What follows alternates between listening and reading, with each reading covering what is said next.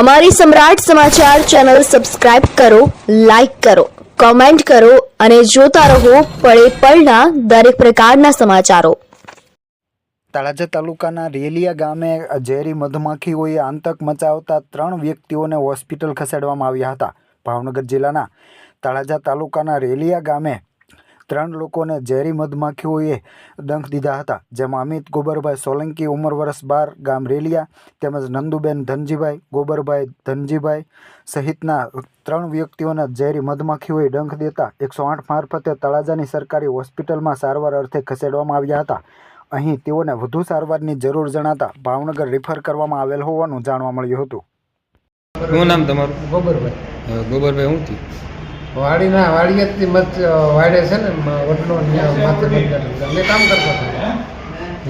હમણાં આવીને ઉડાડ્યું એટલે સીધી હમણાં બાજુમાંથી વટી ગઈ અમને સહિત કેટલા જણાને? અમે 3 જણાને માળી બેઠા હતા, માળીનો બસાવ હતો તો મને કહ્યું અને છોકરો એને તાપડો ઓઢાડવા આવ્યો તો એ છોકરાને કહ્યું 3 ને સાહેબ શું કામ? રેલિયા